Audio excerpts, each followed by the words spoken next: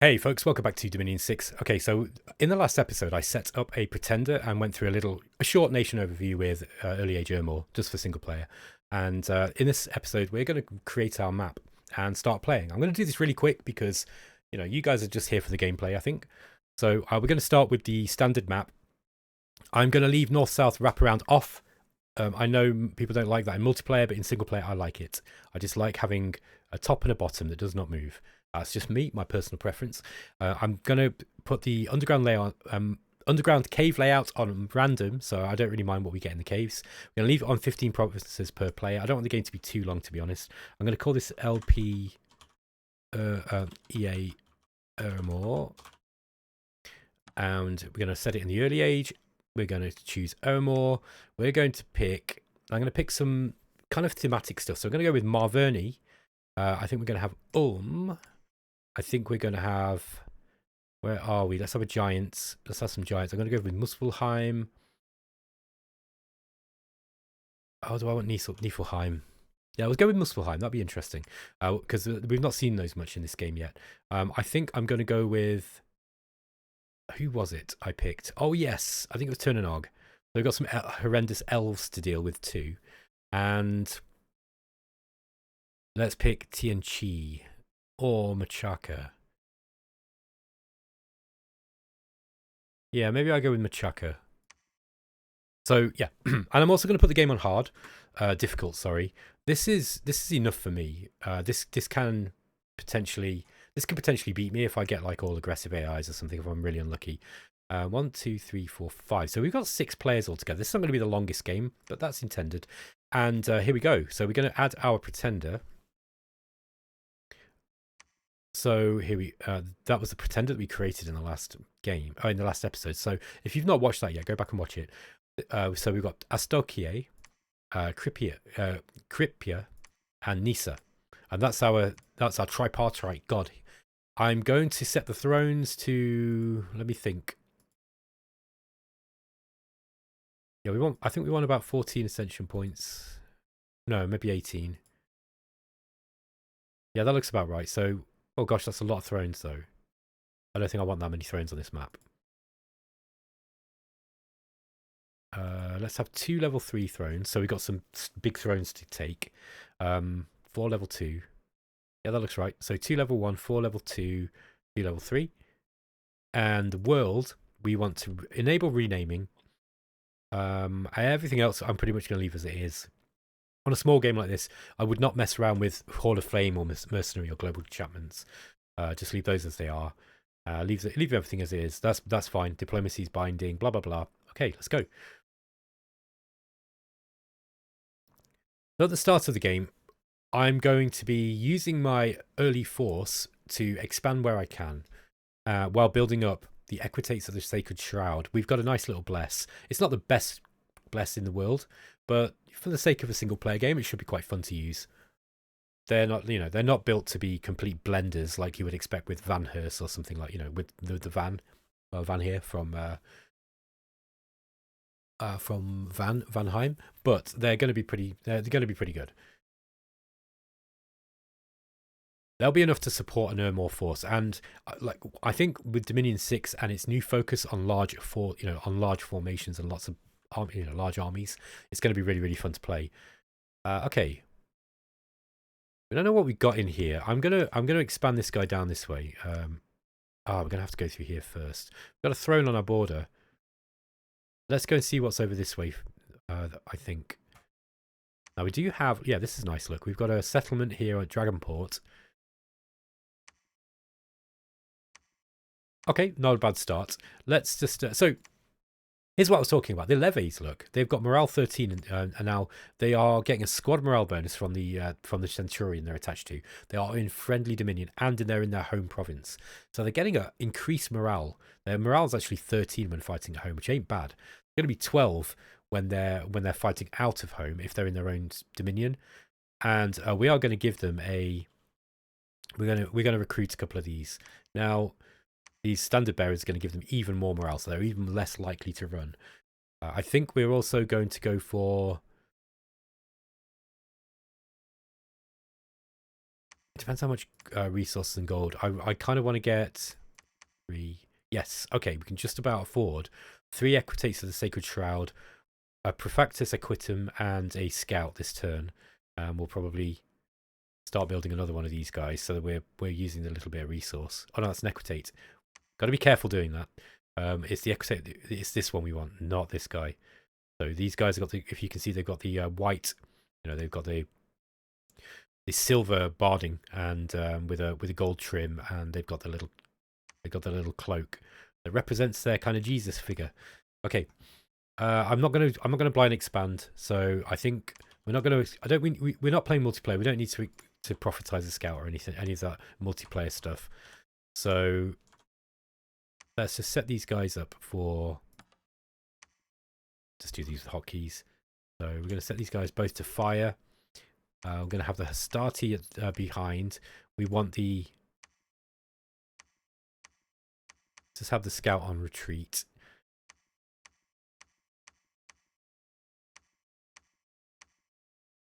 Yeah, I want him. Sorry, let me just rearrange this a little bit. There we go. I want the levies fighting first, and then the Hastati coming in afterwards. Now the Hastati are movement 9, I think. They're slower. These guys are movement 11. So the levy are going to move. They're going to run in first. They're going to throw their javelins. These guys are going to throw the javelins from behind the levies, and then these guys are going to. They're going to take the brunt of the attack, and then the Hastati are going to come in and finish up. This is kind of, you know, a little bit like what Roman tactics were like. If I remember my history. So you had and I think the Hastati traditionally were on the front line, and then you had the Principes next, and then the Triarii at the back, as you know, the kind of final line. Okay, let's have a look what we got with regards to the magic research. We got alteration and evocation, not bad. We can use all of these. We're going to be researching most of them, but we've already researched thaumaturgy 1, which gives us communion master and communion slave most pertinently. But there's like death's good for this one. You get a lot of decent death spells and astral spells in thaumaturgy. So we're definitely going to be going into thaumaturgy. I would like to get some conjuration and construction, of course. Okay, I think we're good to go. Let's see what happened in the first round. So there's a proclamation from Turnanog. So Moog the Firbolg champion. Then we had Commius, the Maverni chieftain, and Wingurik, the warrior chief. These are all prophets. And then we've got Grimvin, the Muspelhearse. And we had an unexpected event in Ermor. Prudent administrator fears your neighbours. Okay, that's not bad. I'm hoping we don't. Wow, look at that. Okay, I'm hoping we don't need to be fighting in our own province, but the 50 province defense is quite a lot. Look, that's pretty good. So I'm happy about that. I always set my starting army to patrol on the first turn if they're not blinding expanding, and I don't blind expand on single player. The reason being that I set them on patrol is because if there's a negative event that causes unrest, you need to patrol that down immediately, or you're going to be in big trouble. On single player, that can be absolutely brutal. On multiplayer, it can be absolutely brutal. I've had it ruin games for me doing that. Well, not ruin, but you know, severely set me back. Let's say. Okay, this province is 50 enemy units. The army consists of many slingers, ecdromos, and hoplites. They're going to be a little bit more difficult for us to kill. Ecdromos and hoplites are pretty good. Here we've got heavy infantry and heavy cav. Now, heavy cav are pretty scary. So let's move these guys out this way. We've got the scout here. I'm tempted to. I'm going to ping this province. So we're going to set him on retreat. By the way, I will use hotkeys where I can. Occasionally, I won't. This guy's going to be set to retreat. He's actually going to be set to attack. He's going to run in here, figure out how many heavy cav they've got. I think in the meantime, we're going to set. Yeah, we could actually expand with this party immediately. Alternatively, we could just move straight in with these guys on their own. They would do okay. We would lose some levies against hoplites actually, because hoplites are pretty good. But I think what we're going to do here is we're going to set these guys to hold and attack rear, and we're going to go. He's going to go on cast spells, and he's just going to. He's a priest, so he's going to bless these guys up. Now these have recuperation, so I mean, I can attack with 3 here, and then you know, It's risky, but we'll probably be okay. I think I might actually set these guys forwards a little. Yeah, so these guys are going to run in quite early, and then the horses are going to, the cavalry are going to come in afterwards. They are combat speed 23, yeah, so they're pretty quick. That should be okay. Let's see how that works. So this guy's going to come in this way as well. This turn, we are going to recruit... I'm thinking... I'm going to expand with the Prefectus Equitum and the Bishops of the Sacred. These guys. These are going to be really, really good for expansion. I do need more. 5 of them is not going to be enough. My Bless is not that strong. Let me just remind you of my Bless.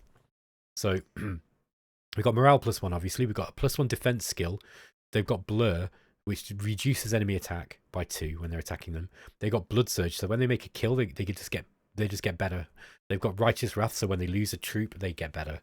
Okay, so yeah, we're going to want a few more, because in order to make use of Righteous Wrath, you kind of need to lose a troop. Whether that kicks in when you lose a horse, I don't know. I don't know if that's true. I don't know if that's the case, but we'll find out. Okay, so we're about done. 1, 2, 3, 4. Going to get him out. I think we probably also want to get... Let's start getting a Bishop of the Sacred Shroud. We'll get him first. He's 2 points. We'll use him to preach. Alternatively, we could get greedy and we could go for an Archbishop, and then we wait a couple of turns, and then we prophetize him. Then he would be a priest level 4, which is really high, and that's kind of you wouldn't want to do that in multiplayer. I don't think that's kind of greedy. What do I mean by greedy? I mean that you're putting your nation at risk by trying to go for economy stuff at the risk of, instead of military. I think in single player it's absolutely fine to be able to do that. Okay, I think we're good to go. What do we got here? Oh, we got Macemen. Gunter Blutkraft's Sonnenkinder, sorry. Do we want them? Nope, I don't think so. Let's end the turn here.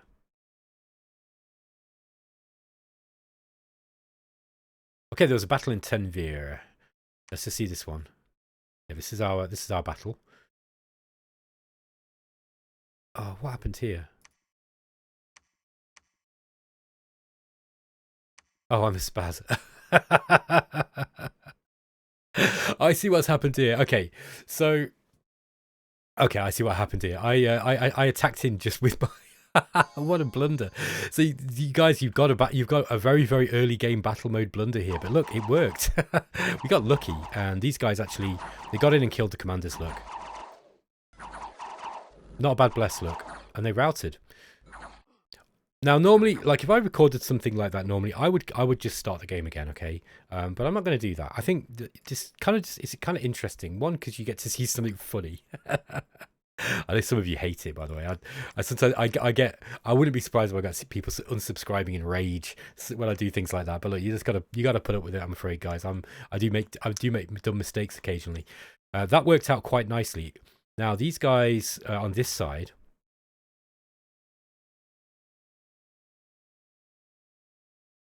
That's a lot of heavy cav. So yeah, that's 8 heavy cavalry. That's quite a lot. Even these guys would struggle. That we'd lose troops fighting that. But we got to clear it quickly because we want to clear the area around Ermor.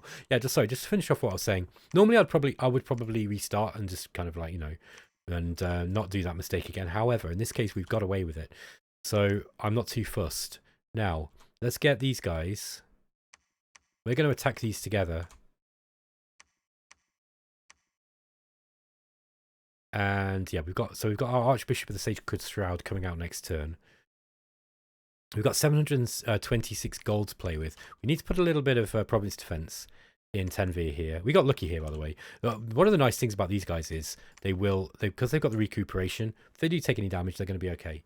Next turn, we can figure out how to split our troops a little bit more. What I might do here is get... yeah, we need to... yeah, okay. Let's start getting some more Exitates of the Sacred Shroud out.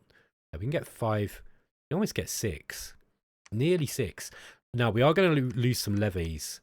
So I'm going to put out some... I'm going to start recruiting a few more levies too. And we can use those eventually to replenish. Mind you, saying that, if we get 1, 2, 3, 4, 5, maybe 5 of these will be enough to expand. I do think I got a little bit lucky in that battle, actually. So despite my blunder, I think I got quite lucky. I think if they'd have gone in head first to the main troop, Blood Surge would have kicked off. And then, let me show you what I mean. So when these guys actually got into battle and they started fighting, because they were blessed. Let me just show you. So let me show you their stats as they go in. Come on. So look, as they go in, look, their stats are, they've got defense skill 19 because of the bless bonus, okay? But not a whole lot more. They've also got blur, so they're harder to hit. Now, once Blood Surge kick pops off, look, all of a sudden their attack skill goes up to 15, their defense goes up to 20, so that's even further, even more. Their morale, I think, oh no, but Blood Surge doesn't affect morale. Combat speed.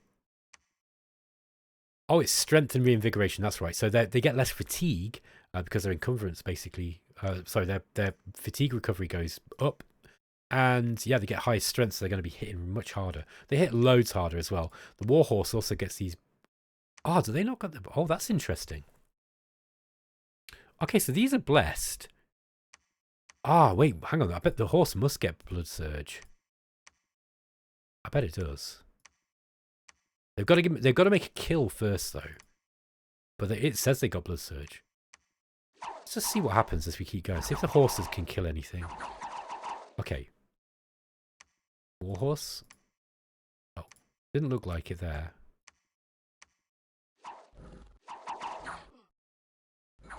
Okay, we might see the horse getting... Yeah, there we go. Look, Blood Surge has popped up on the Warhorse. So the horse suddenly goes up to strength 17. All of a sudden, that hoof attack is really, really powerful. And, that increases their defense as well. These aren't actually bad. I was looking at them, I tested them a little bit. And the test was like, yeah, they're good, but they're not amazing. But actually, that's not bad. Okay, let's set these guys up. Let's not make another blunder. So we're going to go in with roughly the same, this... what I might do is I've got an idea here. Hit Y. Bring these guys back. There we are. And we're going to get these. We're going to get all the equites on the same side. I think what we're going to do here is that we are going to go hold and attack cavalry, and these guys are going to go and hold and attack rear. Yeah, those are going to hold and attack cavalry. These are going to go hold and attack rear. They want to be close though, because I want the blessings. We can bless. There's going to be 2 rounds before they run, and that will get, we can bless 5 troops at once. So that's going to be 5, 6, 7, 8. We want them all to be in roughly the same area. That's going to be good, I think. Let's see how that goes. I'm curious to see how this will work. But remember that this is single player as well. So even though you've got to be a bit careful when you're on difficult, because the AI does get a lot more stuff. So you just be aware of that. But I'm not gonna panic if I make the occasional mistake here and there. And it wouldn't be a battle mode let's play without me making something dumb mistake as well. It always happens somewhere. Here we go. Okay, there was a battle in Utavania.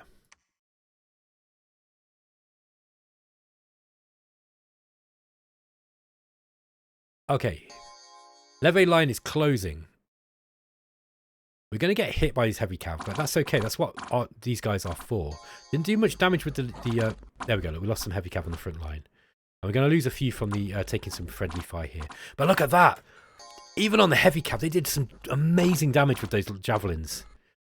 Javelins are just so good. And then here we go, look. Now our equites of the Sacred Shroud come in. And the other ones, these guys who went round the back, they've got caught by this line. Okay, so we did lose one here. Now these guys have now procced off Righteous Wrath. So that increases their attack strength and morale. These guys are going to keep fighting. Now look, attack skill 19, defense skill 19. It's going to be the same for the Warhorse too. Once they get Blood Surge off. With Blood Surge and Righteous Wrath, look, it's +6 to attack. These guys are going to be really, really hard to kill now. They are going to get a big surrounded bonus to their defense. Look, harass penalty -4, but look. Yeah, they're not going to worry about that. They'll be able to stand there and fight for a good while. Yeah, look at that. Amazing. Now they will eventually lose the Righteous Wrath bonus because I don't think that lasts all battle. Like, yeah, look, it doesn't last all battle. These guys did get hit too. They took some damage. lost a few horses there, but nothing too dreadful. We lost 9 levies and 1 equity to the Sacred Shroud. You know, that was a heavy cav province. That was a difficult province to take. That was beautiful. Okay, so let's see what we can do next. I think we are going to we're going to continue on with Theos here. And Maximus. That's another pretty beefy province. So is the Amazon's Pegasus Riders. Now, Lampronius. We're going to become the prophet, and Lampronius is going to be a really strong prophet, like really, really strong. We'll be able to. Now, Ermor are a very, very strong nation in terms of their priests and their dominion. And I went for a high dominion strength. We're gonna try and push our dominion out in this game. That might be a way to try and win.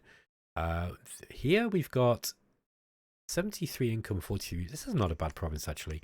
Maybe going for a dragon port would be good, but let's close this one off to enemies. Now, I hope no one can come in this way. It would be wise, I think, to send a scout out. So let's do that. We've got... Oh, look at that province called Belagor. There's Warhammer fans out there will know what that means. Let's send out these guys to the Mercs. It looks like we're on some kind of peninsula or island, which is cool. Very, very Rome-like. Maximus. Very, very pleased with your leadership so far. Apart from the fact that you forgot your orders to attack into Tenvir at the start of the game. Theos here is going to... I think we are going to keep these guys together. Yeah, and I think... we're going to go and hold an attack rear with these guys. So we are going to try to make sure... Yeah, we have lost a lot of Hastati there. Sorry, levies there. Yeah, this is a poor province, look. It's a poor province. So I got a couple of really duff provinces. Crappy resources. Yeah, Ermor's not in a great place here. We might want to take this because this has actually got some more resources. Yeah, we got kind of unlucky there, I'm afraid, guys. We probably want to start some magic research now. So let's get an augur up, and we're going to keep. I think we're going to replenish that main force. So let's get some more levies.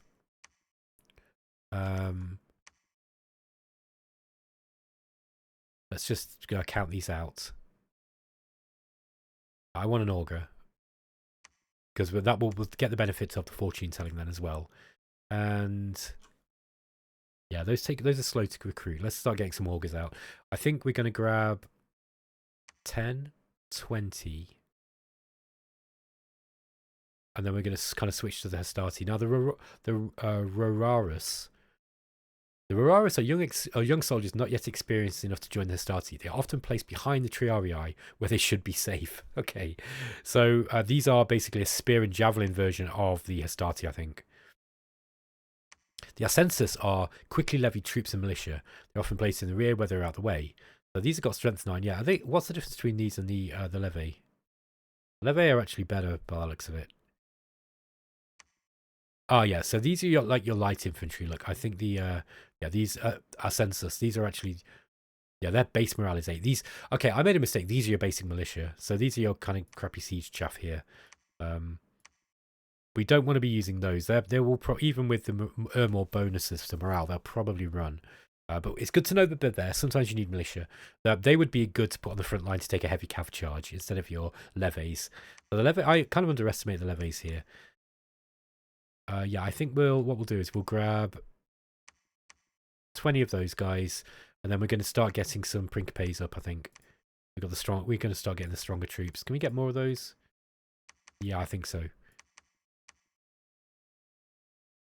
I want to fill this. I want to get this army filled up first, and then we're going to go with some more of these dudes here.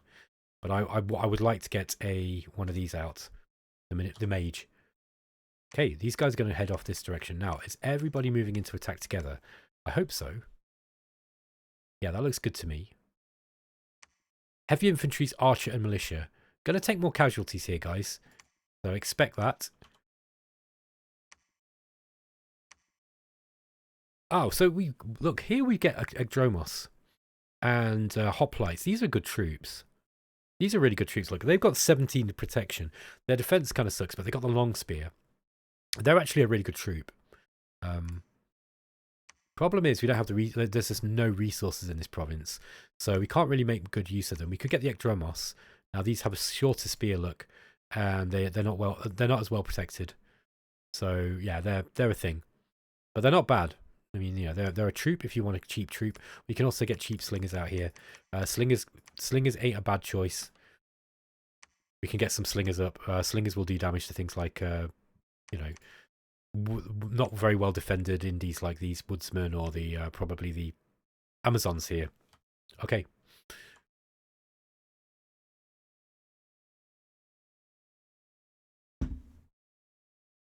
Proclamation from Ermor.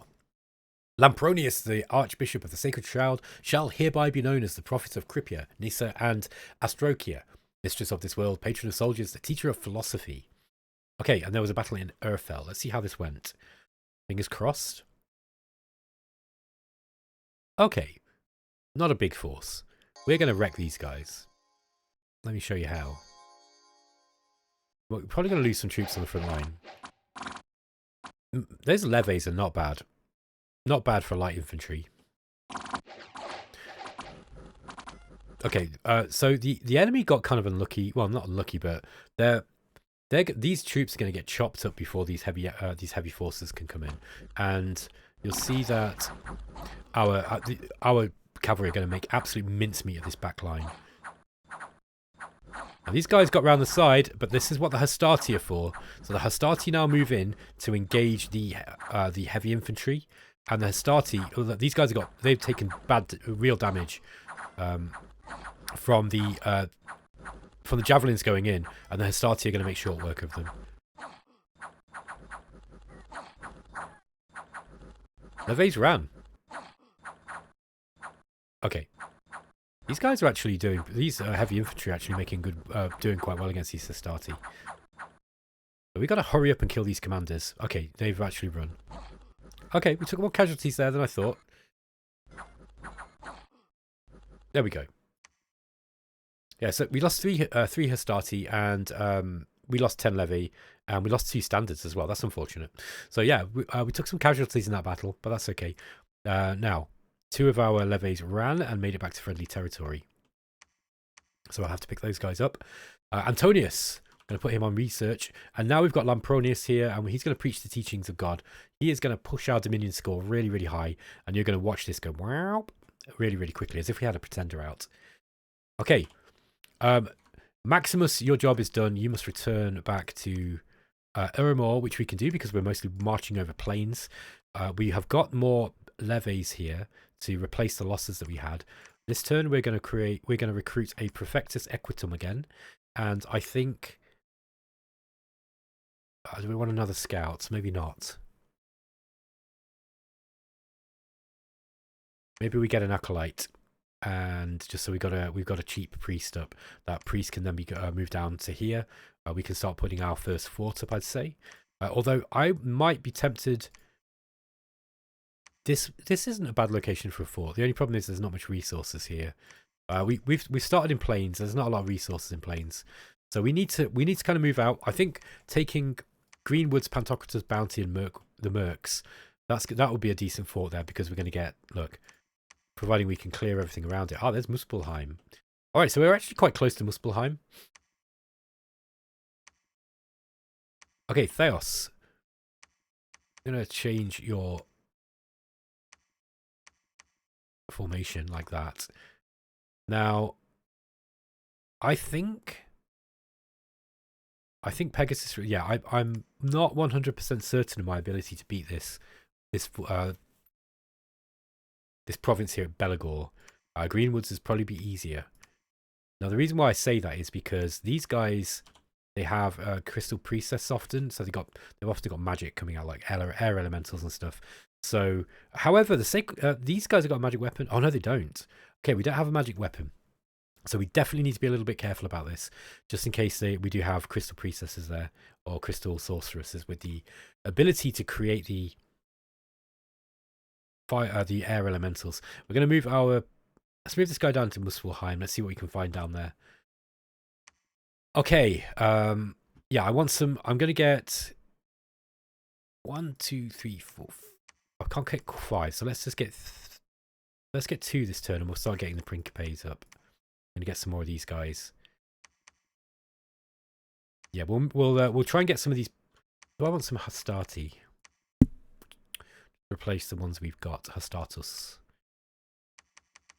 Yeah, we'll go to the Principes. We can get almost as many anyway. And we'll start putting some decent armies together. There we are, look. And can we get a Hastati as well? No, not quite. Not quite. Can't even get a levy. Okay, we'll just go with that then. Right, we'll go with this. Next turn we'll get out. So we'll get another expansion party out. Yeah, that's looking good to me. We now need to set our research. So let's think what we're going to get first. I would quite like to get to level 3 conjuration for Phoenix power, so we can actually get our any mages that we've got with fire to you know, we can give them a gem, give them a fire gem, and then they can immediately cast Phoenix power and start doing fire elementals. That's one good tactic to do at the start of the game. Can't go wrong with that. Enchantment's also not bad. When we start getting our death mages out, enchantment's a good one. And we've got construction 2. We want construction 3 for the construction of lesser magic items. Just see if there's anything really pertinent for us. Okay, owl quills immediately. We want those. Now we can make those because if we can put up if we get a lab and a temple for the Flamen, the Flamen have got the chance to get air magic.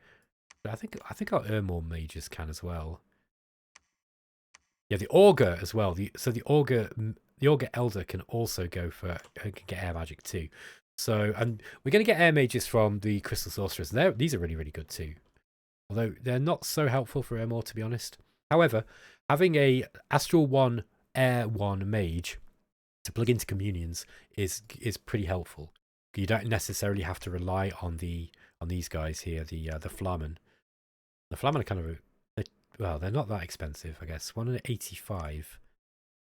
We're going to be building a lot of these because this is how we get our earth and nature magic and water. All right. Anyway, guys, I'm going to end the episode there. So thanks for watching. I hope you're enjoying this series so far. Even with the kind of crazy expansion into Tenvir, though, I just attacked with basically three cavalry, and we actually managed to do that one. That was pretty lucky, and I kind of got lucky there. Maximus, he's got to move back. He's going to get some more troops. He doesn't really have many. Got 12 Astartes, so let's get some Principes. So what we'll do is we'll have some Leves, Astartes, and Principes, and we'll play in a kind of thematic way. I think that could be quite fun. Anyway, guys, I will catch you in the next episode. Hope you enjoyed the series so far. Let me know what you think in the comments, and I'll catch you next time. Thank you.